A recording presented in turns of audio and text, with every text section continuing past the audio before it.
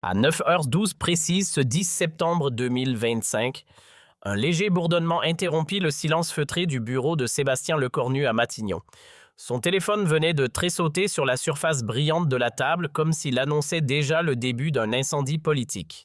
Sur l'écran, une dépêche de l'agence France-Presse venait de tomber. Le message ne laissait aucune place au doute. Jean-Luc Mélenchon promettait de déposer une motion de censure contre Lecornu dès l'ouverture de la session parlementaire. Nommé à peine la veille par Emmanuel Macron, dans le sillage de l'effondrement retentissant de François Bayrou, le nouveau chef du gouvernement reposa son café avec une lenteur presque cérémonielle sur sa fine soucoupe de Limoges. Autour de la tasse encore brûlante, ses doigts se raidirent à peine un détail minuscule, presque invisible mais révélateur. 24 heures seulement. Il n'avait occupé Matignon qu'une seule journée, et déjà Jean-Luc Mélenchon. L'orateur de combat de la France insoumise venait de lui ouvrir les hostilités sans même attendre que la poussière retombe. À travers la fenêtre, au rideau épais, Paris s'éveillait dans la brume matinale de septembre, totalement inconscient de la tempête politique qui s'annonçait. Mais toi, tu ne sais pas encore ce qui va réellement se passer dans les heures qui suivent. Personne ne le savait à cet instant précis, pas même les conseillers de Lecornu, qui au même moment débarquaient précipitamment à Matignon pour une réunion d'urgence. Pas même les journalistes politiques qui se préparaient à couvrir ce qu'ils pensaient être une motion de censure vouée à l'échec. Et certainement pas Jean-Luc Mélenchon lui-même qui, installé dans son bureau parisien du 10e arrondissement, préparait méticuleusement la suite de sa stratégie d'offensive. Ce que Lecornu allait dire dans quelques heures allait non seulement déjouer tous les plans de Mélenchon, mais aussi changer profondément les règles du jeu politique français. Et cette réponse tiendrait en une seule phrase, une phrase si simple, si directe, si dévastatrice, que les médias du monde entier la répéteraient pendant des semaines. Revenons quelques heures en arrière pour comprendre comment nous en sommes arrivés là. Il faut saisir le contexte dans sa brutalité totale pour mesurer toute la portée explosive de ce qui va suivre. Depuis le soir du 8 septembre, la France politique était en état de choc. François Bayrou, le centriste béarnais qui avait juré qu'il ferait adopter un budget de compromis, venait de tomber après un vote de confiance catastrophique à l'Assemblée nationale. 364 députés de l'extrême gauche à l'extrême droite avaient refusé de lui accorder leur confiance. C'était la troisième chute d'un gouvernement en moins de 100 jours, un record absolu sous la Ve République. La France était au bord du chaos institutionnel. Les marchés financiers s'affolaient. L'agence de notation Moody's menaçait de dégrader la note de la France. Les syndicats appelaient à une grève générale. Emmanuel Macron, reclus au palais de l'Élysée, cherchait désespérément une solution pour sortir de l'impasse. Son choix s'était porté sur Sébastien Lecornu, ancien ministre des Armées, 39 ans, considéré comme l'un des hommes les plus habiles du macronisme, un homme qui avait su naviguer entre droite et centre, qui avait géré des dossiers explosifs comme la réforme militaire qui parlait aussi bien aux industriels de l'armement qu'aux généraux sur le terrain, mais surtout un homme que Macron pensait capable de tenir tête à l'opposition sans céder un pouce de terrain.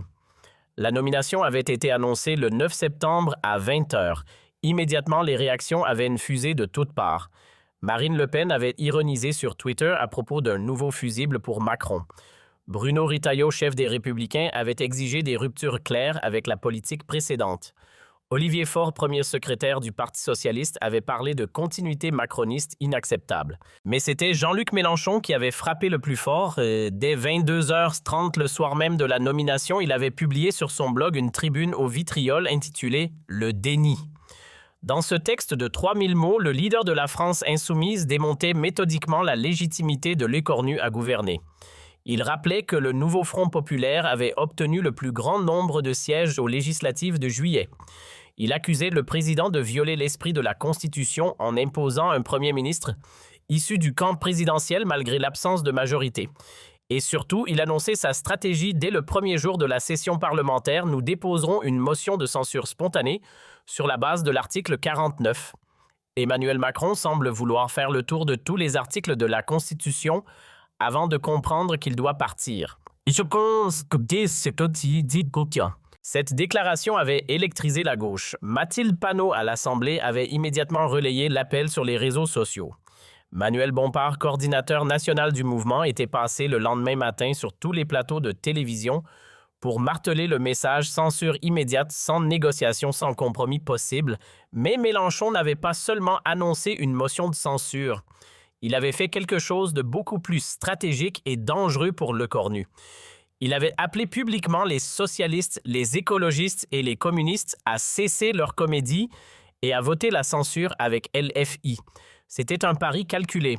Mélenchon savait que si toute la gauche votait unie contre Lecornu, et si le Rassemblement national se joignait à eux comme il l'avait fait pour Bayrou, le gouvernement tomberait dès le premier vote.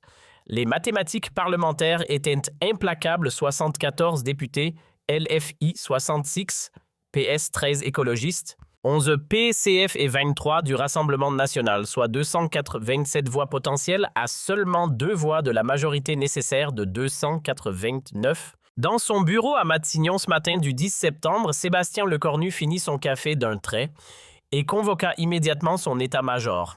Marc Vallière, son conseiller diplomatique depuis des années, arriva le premier, puis vinrent s'installer autour de la longue table en acajou Adrienne Facan, directeur de cabinet Philippe Gustin, conseiller spécial et une poignée d'autres proches collaborateurs.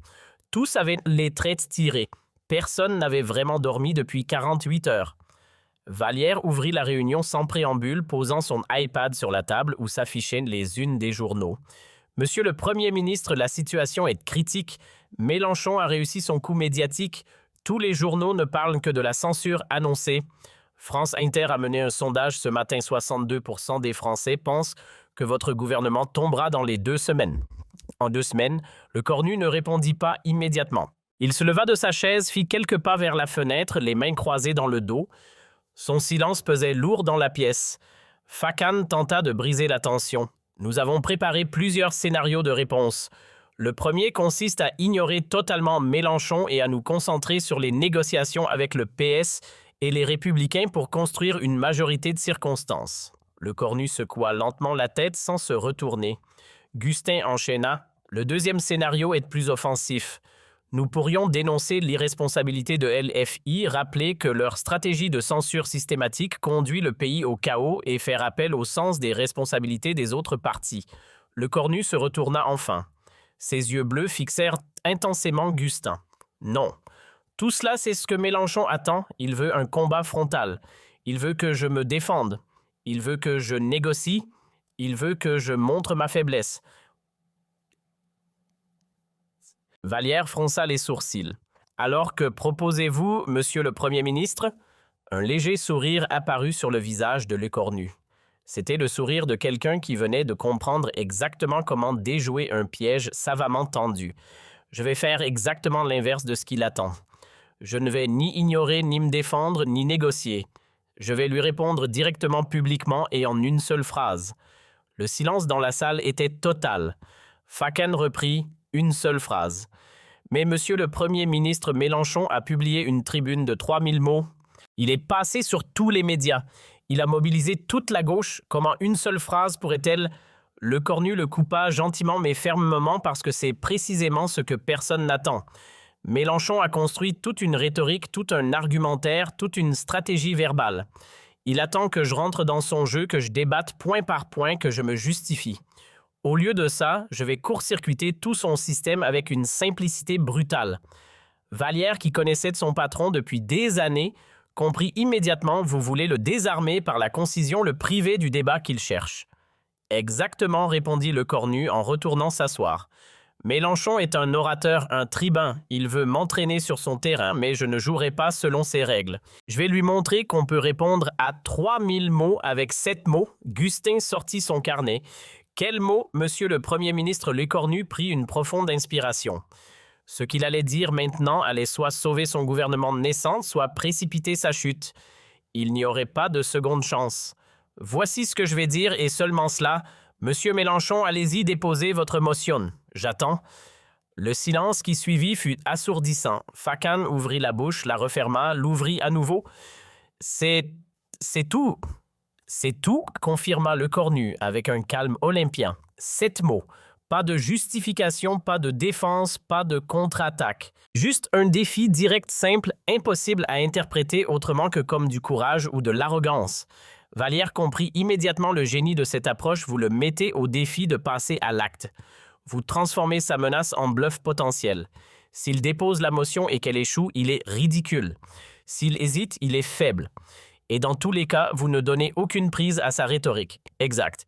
Mélenchon a construit sa stratégie sur l'idée que je vais essayer de l'éviter, de négocier, de gagner du temps. Au lieu de ça, je l'invite à agir immédiatement. Je retire toute l'attention dramatique qu'il a construite. Je transforme sa grande annonce en simple formalité procédurale. Mais monsieur le Premier ministre, objecta-t-on, et s'il dépose vraiment la motion et qu'elle passe, si toute la gauche vote avec lui, si le Rassemblement national se joint à eux, le cornu se pencha en avant les coudes sur la table, fixant chacun de ses collaborateurs tour à tour, alors je tomberai. Mais je tomberai debout en regardant mes adversaires dans les yeux, sans avoir cédé un centimètre de terrain. Et croyez-moi, cela comptera infiniment plus dans l'histoire politique de ce pays qu'un combat d'arrière-garde. La décision était prise à 11 heures précises. Le cornu convoqua une conférence de presse surprise dans la cour de Matignon. Les journalistes pris au dépourvu se précipitèrent. Certains étaient encore en route quand le Premier ministre apparut sur le perron seul, sans notes, sans pupitre. Le soleil de septembre faisait scintiller les pavés humides de la cour. Une cinquantaine de caméras étaient braquées sur lui. Les chaînes d'information en continu interrompirent leur programme BFM TVC News, LCI, toutes basculèrent en direct. Dans son bureau du 10e arrondissement, Jean-Luc Mélenchon leva les yeux de son ordinateur où il rédigeait un nouveau billet de blog. L'un de ses assistants venait de faire irruption. Le cornu convoque une conférence de presse, c'est en direct maintenant. Mélenchon eut un sourire satisfait. Bien sûr que le cornu allait répondre, tous répondaient toujours. Il allait probablement dénoncer l'irresponsabilité de LFI, appeler au dialogue, proposer des concessions. C'était le scénario classique. Le tribune de la France insoumise alluma son écran de télévision, s'installa confortablement dans son fauteuil en cuir et attendit de savourer sa victoire médiatique. Sur le perron de Matignon, le cornu attendit que le silence se fasse. Il ne souriait pas. Il ne semblait ni nerveux ni arrogant, juste calme d'un calme qui contrastait violemment avec l'agitation médiatique des dernières 24 heures. Un journaliste de France Inter cria « Monsieur le Premier ministre, quelle est votre réaction à l'annonce de Jean-Luc Mélenchon ?» Le cornu le regarda directement, puis balaya du regard l'ensemble des caméras. Ce qu'il dit ensuite allait être répété des milliers de fois, analysé dans tous les sens, disséqué par tous les commentateurs politiques du pays. « Monsieur Mélenchon, allez-y, déposez votre motion. J'attends. » Puis il fit demi-tour et rentra dans Matignon sans ajouter un mot, sans répondre à aucune des questions qui fusaient déjà. 7 mots, 10 secondes chrono et un silence médiatique sidéré. Dans le studio de BFM TV, le présentateur resta bouche bée pendant 3 secondes entières avant de reprendre. Eh bien, c'était inattendu.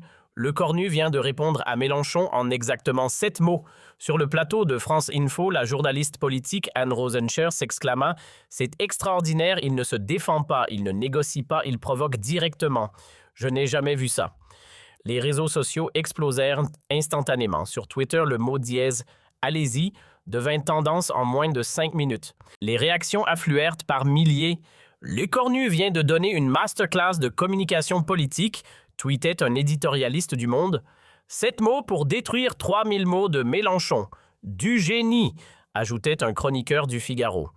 Mais la réaction la plus importante, celle que tout le monde attendait, c'était celle de Mélenchon lui-même. Dans son bureau, le leader de LFI fixait l'écran de télévision avec une expression que ses proches collaborateurs ne lui connaissaient pas. Ce n'était ni de la colère ni de la surprise. C'était quelque chose de plus profond, une sorte de reconnaissance involontaire face à un coup magistral. Son assistante osa demander « Monsieur Mélenchon, vous voulez réagir? Les médias vous appellent. » Mélenchon resta silencieux pendant un long moment. Il comprenait parfaitement ce qui venait de se passer. Le cornu venait de transformer une menace en défi, un rapport de force en duel, une stratégie complexe en confrontation brutale. Et surtout, il venait de lui voler la vedette médiatique. Tous les médias parlaient de l'offensive de Mélenchon. Maintenant, ils ne parlaient plus que de la réponse de Le Cornu. Finalement, Mélenchon se leva et dit à son équipe « Convoquez une conférence de presse pour 15 heures. Je vais lui montrer qu'on ne provoque pas Jean-Luc Mélenchon impunément. » Mais dans sa voix, ses collaborateurs détectèrent quelque chose d'inhabituel, une note d'incertitude, une fêlure dans l'assurance habituelle. À 15 heures, dans une salle bondée de la Maison de l'Amérique latine où LFI avait ses locaux. Mélenchon fit face aux journalistes. Il avait préparé une longue déclaration, mais avant même qu'il ne commence les questions fusèrent. Monsieur Mélenchon, allez-vous effectivement déposer la motion comme Lecornu vous y invite? N'est-ce pas Lecornu qui a maintenant l'initiative politique 7 mots contre 3000?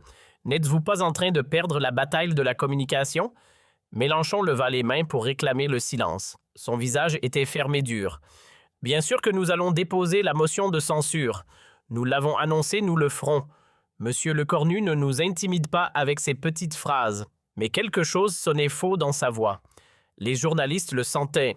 Mélenchon continua pendant 10 minutes développant les arguments habituels sur la crise démocratique, le mépris du suffrage universel, la nécessité de renverser le macronisme. Mais les questions revenaient sans cesse sur la réponse de Lecornu. Un journaliste du Parisien insista. « Mais justement, monsieur Mélenchon Lecornu ne fuit pas. Il vous attend, il vous défie. N'est-ce pas exactement ce que vous vouliez ?» Mélenchon explosa soudain, révélant sa frustration sous-jacente. « Ce que je veux, c'est que ce pays sorte enfin du macronisme. Ce que je veux, c'est qu'on respecte le vote des Français. Lecornu peut faire toutes les provocations qu'il veut. Nous le renverserons. » Cette explosion de colère fit le tour des chaînes d'information en boucle. Et là encore, Lecornu gagnait du terrain. Mélenchon apparaissait maintenant comme celui qui réagissait émotionnellement, tandis que Lecornu gardait son calme olympien. Le rapport de force psychologique s'était inversé, mais la vraie bataille ne faisait que commencer. Dans les jours suivants, Lecornu déploya une stratégie à 2 niveaux.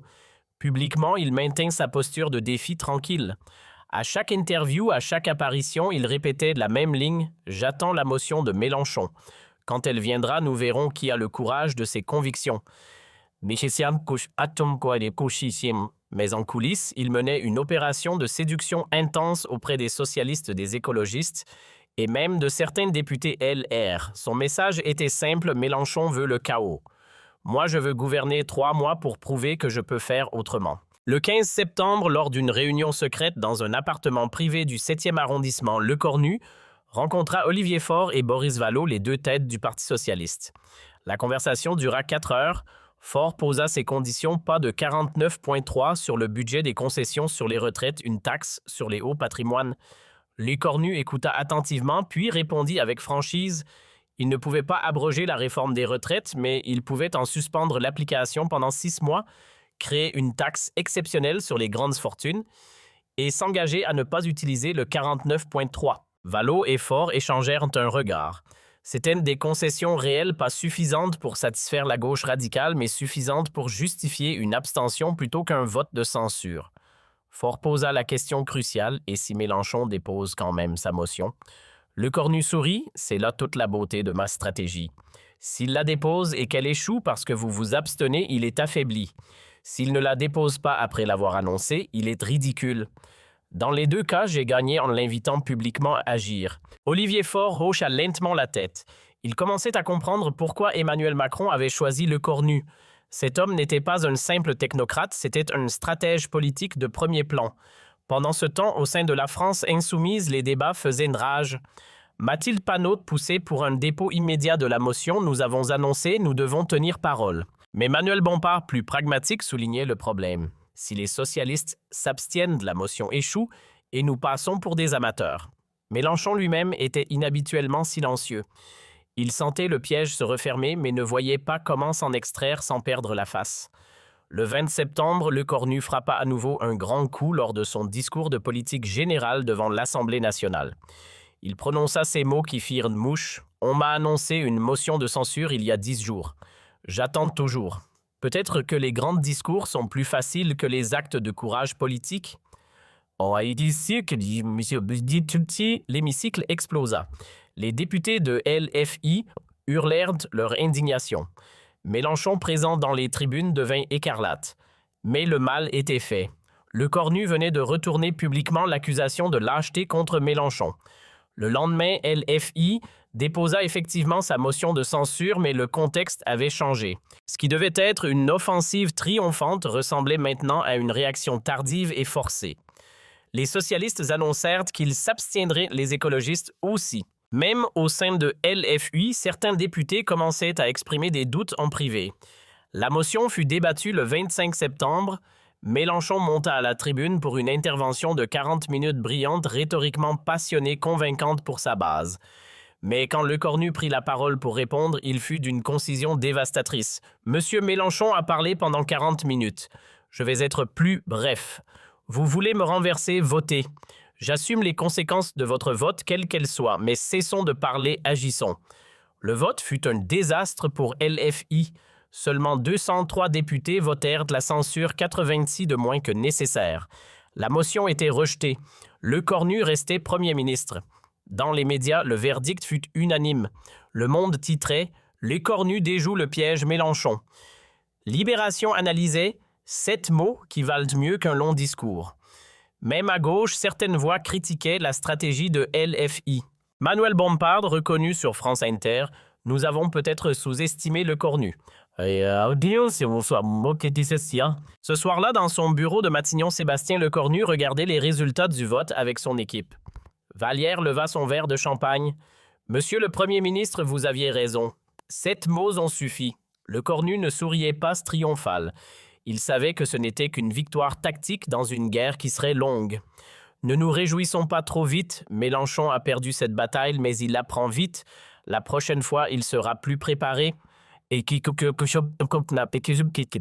Lecornu avait raison d'être prudent car dans son bureau du 10e arrondissement, Jean-Luc Mélenchon n'était pas abattu. Il était pensif. Il venait d'apprendre une leçon importante sur son nouvel adversaire. Lecornu n'était ni Barnier ni Bayrou. C'était un joueur d'échecs politique qui pensait plusieurs coups à l'avance. Les semaines suivantes confirmèrent le changement de dynamique. Lecornu parvint à faire adopter son budget sans recours au 49.3. Grâce aux abstentions socialistes obtenues au prix de vraies concessions. Il mit en place la taxe sur les hauts patrimoines promises, récoltant même quelques compliments embarrassés de la gauche modérée. Mais surtout, il maintint sa ligne de communication directe simple, sans fioriture. À chaque attaque de Mélenchon, il répondait en quelques mots percutants. Quand LFI dénonça sa politique de défense, il répliqua « Proposez mieux, j'écoute ». Quand Mélenchon l'accusait de servir les riches, il rétorqua « Prouvez-le avec des chiffres. J'attends. » À chaque fois, il renvoyait le défi forçant ses adversaires à passer de la rhétorique aux actes concrets. Et à chaque fois, Mélenchon se trouvait pris à son propre piège. 6 mois plus tard, en mars 2026, lors d'une interview pour Le Monde, on demanda à Lecornu quel avait été le moment le plus important de ses premiers mois à Matignon. Sa réponse fut sans hésitation. Le matin où j'ai décidé de répondre à Mélenchon en 7 mots plutôt qu'en 7 pages. C'est là que j'ai compris que la politique moderne ne se gagne pas avec les discours les plus longs, mais avec les vérités les plus courtes. On posa la même question à Mélenchon quelques jours plus tard. Il eut un sourire amer. Lecornu m'a donné une leçon ce jour-là. Il m'a montré qu'en politique, le silence éloquent vaut parfois mieux que l'éloquence bruyante. Est-ce que j'ai appris la leçon? Vous verrez bien. Aujourd'hui, dans les écoles de sciences Kyopo et à l'École nationale d'administration, on étudie cet épisode comme un cas d'école de communication politique moderne. Les étudiants analysent comment Lecornu a transformé une menace existentielle en opportunité de montrer sa force, comment il a court-circuité la rhétorique de son adversaire par la concision, comment il a repris l'initiative en acceptant la confrontation plutôt qu'en la fuyant.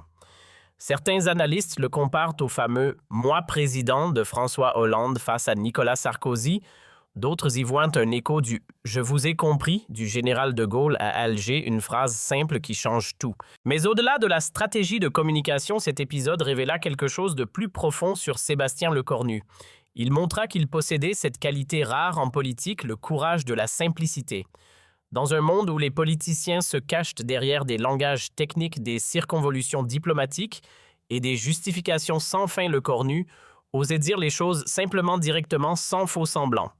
Ce jour de septembre 2025, quand il répondit à Mélenchon par ces 7 mots, il ne fit pas seulement un coup de communication brillant. Il définit un style, une approche, une manière d'être en politique qui allait marquer toute son action à Matignon.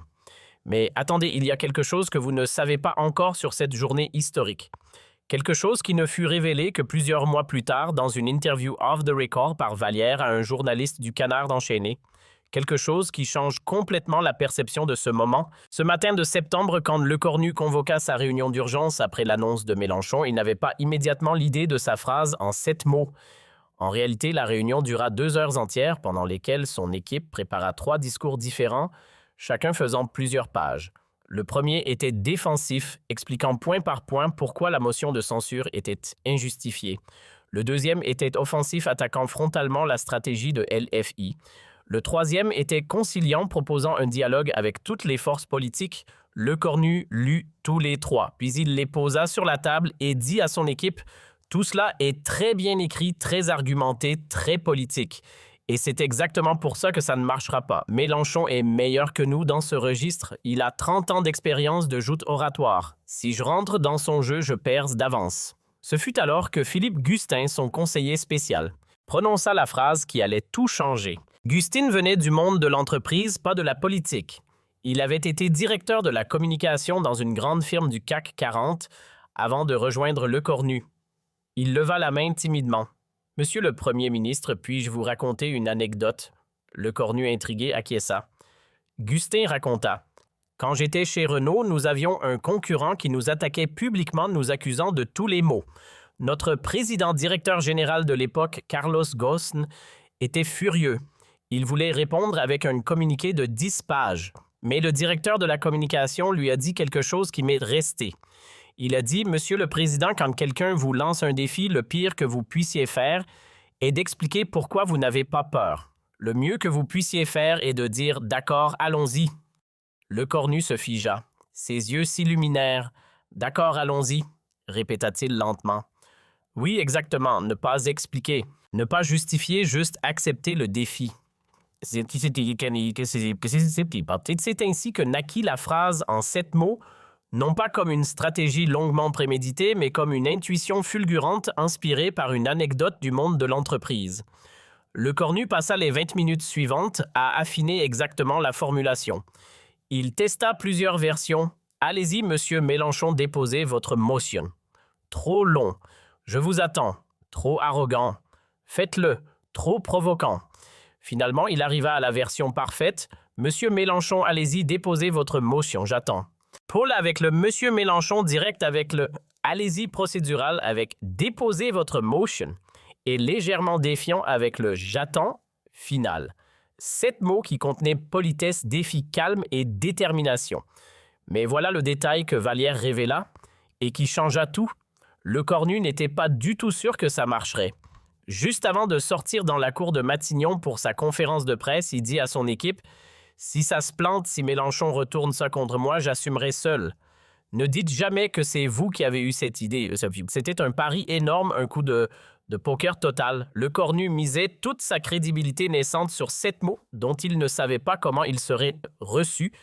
Quand il rentra après avoir prononcé sa phrase, il se dirigea directement vers son bureau, ferma la porte et resta seul pendant 15 minutes. Vallière, qui était juste derrière la porte, l'entendit marcher de long en large. Le Premier ministre attendait de voir les premières réactions. Quand son assistant lui apporta les premiers tweets, les premiers titres des sites d'information, les premiers commentaires des éditorialistes, Lecornu lut tout avec une intensité fébrile. Ce ne fut que lorsqu'il vit le tweet d'un journaliste politique influent disant « Lecornu vient de donner une masterclass de communication politique » qu'il se permit de respirer. Il avait gagné son pari. Mais le plus étonnant dans cette histoire n'est pas que Lecornu ait pris ce risque. C'est ce qui se passa dans les semaines qui suivirent au sein de la France insoumise. Plusieurs députés LFI, lors de réunions internes dont les comptes rendus furent ensuite divulgués à la presse, reconnurent en privé que Lecornu les avait eus. L'un d'eux, dont le nom ne fut jamais révélé, aurait même dit « On s'est fait battre par quelqu'un qui a compris qu'en politique moderne, TikTok a plus d'impact que l'humanité. 7 mots, c'est un tweet. 3000 mots, personne ne les lit. » Cette phrase, bien que cynique, touchait quelque chose de profondément vrai. Lecornu avait instinctivement compris ce que les vieux routiers de la politique comme Mélenchon n'avaient pas encore accepté. L'ère des longs discours fleuves était révolue. À l'époque de l'attention fragmentée des réseaux sociaux, des chaînes d'information en continu, la concision était devenue une arme politique majeure. Mais Mélenchon, humilié par cet épisode, ne resta pas les bras croisés. Dans les mois qui suivirent, on vit le leader de LFI adapter sa communication.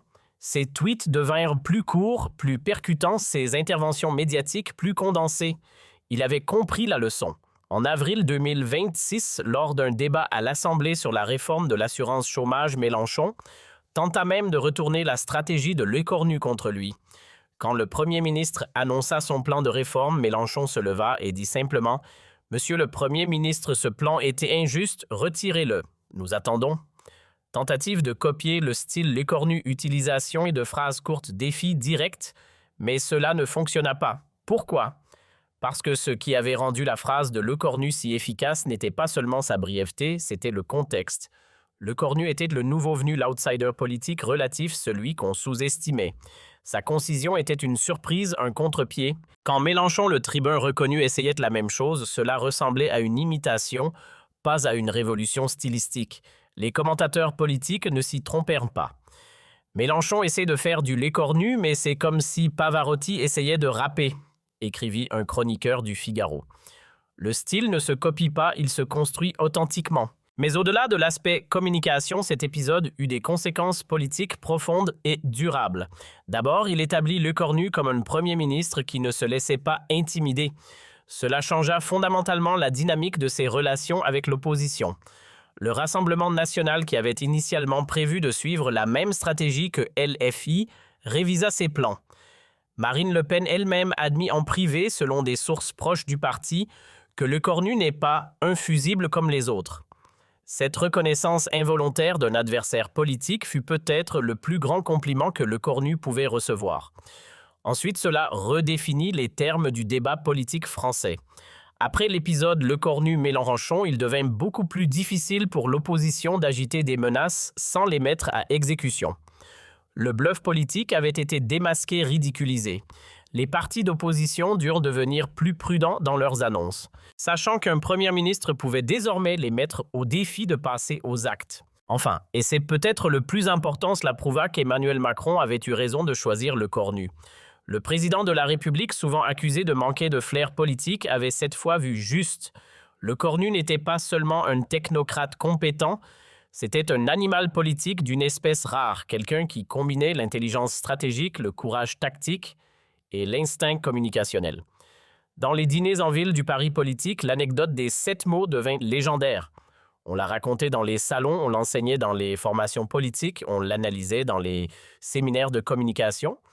Elle rejoignit le panthéon des grands moments de la Ve République aux côtés du « Je vous ai compris », de Gaulle du « Vous n'avez pas le monopole du cœur », de Giscard d'Estaing ou du « Casse-toi pauvre con » de Sarkozy. Un an après l'événement, en septembre 2026, l'écornu était toujours Premier ministre. Fait extraordinaire sous Macron, il avait tenu 1 an à Matignon, quelque chose qu'aucun de ses prédécesseurs depuis Édouard Philippe n'avait réussi à accomplir. Lors d'une cérémonie à l'Élysée marquant cette première année, un journaliste lui demanda « Monsieur le Premier ministre, quel a été votre secret pour durer ?» L'écornu sourit et avec cette économie de mots qui était devenue sa signature répondit « Dire ce qu'on pense faire, ce qu'on dit, assumer ce qu'on fait, 9 mots 7 fois. » Progrès ou régression par rapport aux 7 mots historiques, les commentateurs débattraient de la question pendant des semaines. Mais dans son bureau du 10e arrondissement, Jean-Luc Mélenchon regardait l'interview à la télévision. Il secoua la tête avec un sourire qui n'était pas entièrement dépourvu d'admiration. Son assistant qui l'observait osa demander « Monsieur Mélenchon, vous pensez quoi de l'écornu maintenant après 1 an ?» Le tribune de LFI resta silencieux un moment puis dit quelque chose que peu de gens auraient imaginé entendre de sa bouche. Je pense que c'est l'adversaire le plus dangereux que j'ai jamais eu. Pas parce qu'il est le plus intelligent, ni le plus compétent, ni même le plus rusé, mais parce qu'il a compris quelque chose que j'ai mis trop de temps à accepter. En politique moderne, la vérité qui frappe vaut mieux que l'argumentaire qui convainc. Et ça, c'est redoutable. Ce compliment involontaire d'un adversaire politique irréductible fut peut-être la meilleure mesure de l'impact de ces 7 mots prononcés un matin de septembre. Ils n'avaient pas seulement sauvé un gouvernement, ils avaient changé les règles du jeu politique français. Aujourd'hui, quand on enseigne la communication politique dans les universités françaises, le cas l'écornu est devenu un classique. Les professeurs demandent à leurs étudiants Si vous étiez à la place de Lecornu ce matin-là, qu'auriez-vous fait? La plupart répondent qu'ils auraient préparé un long discours, expliqué leur position, défendu leur légitimité. Très peu ont l'instinct de la simplicité radicale. Et quand le professeur révèle ce que Lecornu a réellement fait, il y a toujours ce moment de silence. Ce moment où les étudiants réalisent qu'ils viennent d'apprendre quelque chose de fondamental sur le pouvoir. Parfois, le plus grand courage n'est pas de parler longtemps, mais de parler juste. Parfois, la meilleure défense n'est pas l'explication, mais l'acceptation du défi. Parfois, 7 mots bien choisis changent plus l'histoire que 7 heures de débat. Sébastien Lecornu, ce matin de septembre 2025, n'a pas seulement répondu à Jean-Luc Mélenchon. Il a écrit une nouvelle page du manuel de la politique moderne. Une page courte, certes, mais une page que personne n'oubliera. Et si vous vous demandez si Mélenchon a finalement appris la leçon, la réponse est complexe. Il a adapté sa communication, certes. Il a raccourci ses interventions, effectivement, mais il n'a jamais vraiment abandonné ce qui fait son essence, la verve, la passion, l'argumentation développée. Parce qu'au fond, Mélenchon et Lecornu représentent deux conceptions différentes de la politique. Mélenchon croit au pouvoir de la parole qui soulève, qui enflamme, qui convainc par l'accumulation des arguments. Lecornu croit au pouvoir de la parole qui frappe, qui marque, qui reste par sa concision. Les deux ont leur place dans le paysage politique, les deux ont leur efficacité selon les moments. Mais ce jour de septembre 2025, dans ce contexte précis de crise institutionnelle et de chaos médiatique, c'est la méthode Lecornu qui l'a emporté. Et cette victoire a résonné bien au-delà de la simple joute entre deux hommes politiques. Elle a marqué peut-être le début d'une nouvelle ère de la communication politique française. Une ère où l'impact compte plus que la longueur, où la précision vaut mieux que la profusion, où 7 mots bien pesés peuvent faire tomber 3000 mots bien tournés. Alors, la prochaine fois que vous entendez un politique se lancer dans un long discours fleuve pour répondre à une attaque, souvenez-vous de cette histoire. Souvenez-vous que Sébastien Lecornu a prouvé qu'on pouvait faire autrement. Souvenez-vous de ces 7 mots qui ont changé la donne. Monsieur Mélenchon, allez-y, déposez votre motion. J'attends. Et demandez-vous combien de problèmes politiques pourraient être résolus si nos dirigeants avaient le courage de parler aussi simplement, aussi directement, aussi honnêtement. La réponse à cette question déterminera peut-être l'avenir de notre démocratie.